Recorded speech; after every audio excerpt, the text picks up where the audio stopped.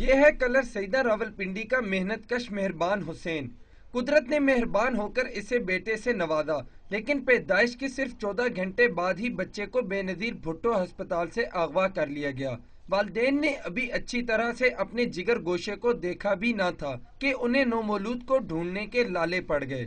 بچہ ہمارا تقریباً 4-4:30 بجے چوری ہوا، بچے کی ابھی تک تلاش جاری ہے۔ مہربان کی بیوی کے آنسو تو تھمنے میں ہی نہیں آتے۔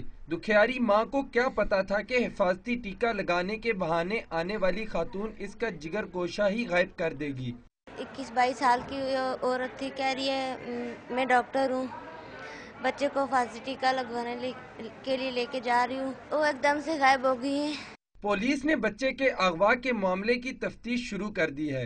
دوسری جانب ہسپتال انتظامیہ نے معاملہ انکوائری کمیٹی کے حوالے کر دیا ہے۔ ہاسپٹل کی ایک کمیٹی بٹھائی ہوئی ہے جو آج صبح سے وہ جو ہمارا عملہ ہے وہاں تعینات ہے، ان کی سٹیٹمنٹس لے رہے ہیں۔ راولپنڈی کے ہسپتال میں نومولود بچے کے اغوا کا یہ پہلا واقعہ نہیں، لیکن ایسے واقعات کا بار بار پیش آنا یقیناً افسوسناک پہلو ہے۔